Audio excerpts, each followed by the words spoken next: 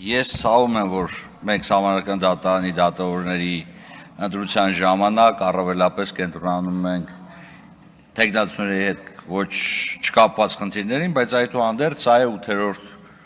գումարման ազգային ժողովի պատկերը եւ հետո չմեղադրեք մեզ, հա, եւ համանական դատարանի եւ այլ դատական մարմինների ձևավորման հարցում, որովհետեւ կներեք էլի, որպեսզի կենտրոնանակ տեխնացուի կենսագրականի անցած ուղու մասնագիտական որակների ժողովրդավարական արժեքների նկատմամբ վերաբերմունքի հարցերի վրա կենտրոնանում եք այնպիսի հարցերի վրա, որոնց տեխնացուն չի կարող որից եղանակով պատասխան տալ։ Բոլորդ գնում եք, բայց այդուհանդերձ որոշ հարցերի պատասխաններ տանք, էլի, տեսեք, եթե ինչ ուրեղան, որ ասում եք բացառիկ իրավունքները եկեղեցու, այո,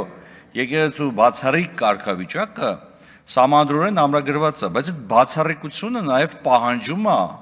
որպեսզի այդ բացառիկությունը համապատասխանի այն որակներին, որի պատճառով սահմանության մեջ դարձել է բացառիկ։ Հիմա դիքին գյուրեղան, ազնվությունից եք խոսում, տենց էլ առօրյայից այդ հարցը տալիս եմ, հիմա խախտվել է, թե չի խախտվել։ Ձայն բարբարո անապատի։ Դե ինչև է լավ, սա մասին շատ չեմ ուզում խոսեմ, ես ուզում եմ պարոն Զեյնալյանին դիմեմ, պարոն Զեյնալյանին ճանաչում եմ արդեն 22 տարի, եթե ոչ ավել, այո, մենք որոշակի առումով եւ մասնագիտական եւ աշխարհայացքային առումներով ձևավորվել ենք համանրական դատարանում եւ համանրական դատարանի, ասենց ասեմ, ուղղացում, որովհետեւ պարոն Զեյնալյանն ամենաակտիվ դիմումատուներից մեկն էր, ընդ որում մեծ ազդեցություն ա ունեցել նաեւ համանրական դատարանի քեսլոյի ձևավորման վրա իր դիմումներով, իր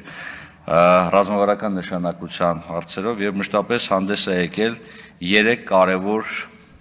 սկզբունքային դիտակետից։ Պարոն Զեյնալյանը մշտապես նվիրված է ժողովրդավարական արժեքներին, պարոն Զեյնալյանը մշտապես հավատացած է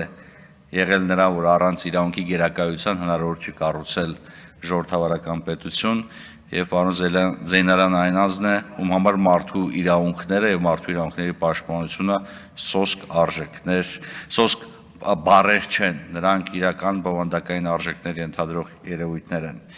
Եվ այս առումով իմ կարծիքով համանրական դատարանը էապես կշահի, եթե պարոն Զեյնալյանը համալրի համանրական դատարանի դատավորների ցուցակ, ընդ որում կներեք էլ այսքան խոսացի 25 տարի դու քաղաքական կուսակցության 25 տարի քաղաքական կուսակցության նախ մի բան ասեմ, պարոն Մինասյանն ստեղ չի, ուրեմն Ժորժ այս քաղաքական կուսակցությունների մեջ ինչքան էլ ուզում ես քաղաքականացված եղի, եթե իրավաբան ես քեզ որպես ոչ ոք որպես քաղաքական գործիչ չի ընկալում, դու շարունակում ես մնաս իրավաբան։ Իսկ ինչ վերաբերում է պարոն Զեյնալյանի գործունեությանը, պետք է ասեմ, որ մշտապես իրականացել է հենց իրավապաշտպան գործունեություն եւ իր գործունեությամբ իրոք լավարկել է ոչ միայն համանդրական արդարադատությունը, այլ նաև վարչական արդարադատությունը այլ ոլորտներ։ Դե ինչ որ մենք միշտ բոլոր հարցերում համաձայն ենք եղել կամ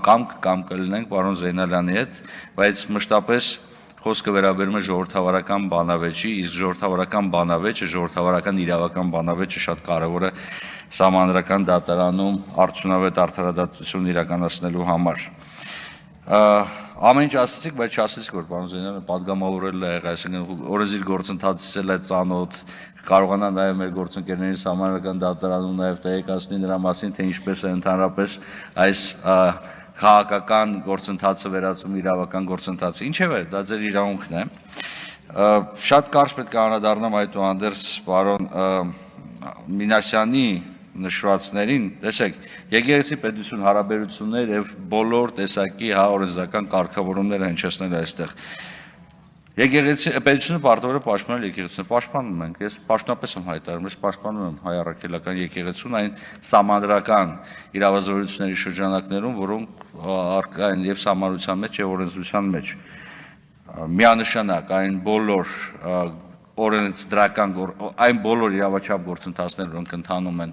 եկեղեցու շուրջ, պետք է պաշտպանության տակ գտնվեն, սա պետության պոզիտիվ հանձնառությունն է։ Բայց ես չեմ կարող հասկանալ ոնց է կարելի մեկնաբանել քաղաքական կյանքին մասնակցելու իրավունքը, դա կարևոր իրավունք է։ Հա, քաղաքական գործընթացներ ղեկավարելու, քաղաքական գործընթացներ նախաձեռնելու այդ երևույթի հետ։ Ի վերջո այս նորմերը նախատեսված են նրա համար, որ կներեք էլ, որտեղ մենք վատ տոտալիտար սովետական անցյալ ենք ունեցել, երբ ըստ էության ցանկացած հոգևորականի քաղաքական գործունեության իրականացնելու համար կարող են ենթարկեին պատասխանատվության։ Եվ Պարոն Մինասյան, ափսոս այստեղ չի, շարունակենք բանալը, բայց որ ասում եք անձնական կյանքին մի կպեք, բայց կներեք էլի, բայց հենց ամբողջ խնդիրը եւ եկեղեցու բացառիկությունը նրանում է, որ բարձրագույն հոգեվոր առաջնորդը պետք է անձնական կյանք ոնց որ թե չունենա այդ առումով, էլի ոնց որ մենք ենք ընկալում։ Եվ սա է ամբողջ խնդիրը, բայց այդ հարցի պատասխանը այսպես էլ չենք կարող գտնել, բայց պարոն Զեյնալյան, վերադառնալով ձեզ, ես խնդրում եմ պահանջում եմ ձեզանից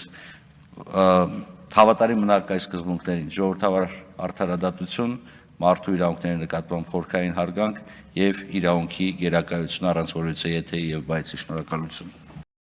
Չմոռանաք հավանել տեսանյութը եւ բաժանորդագրվել Civic AM-ի YouTube-յան էջին։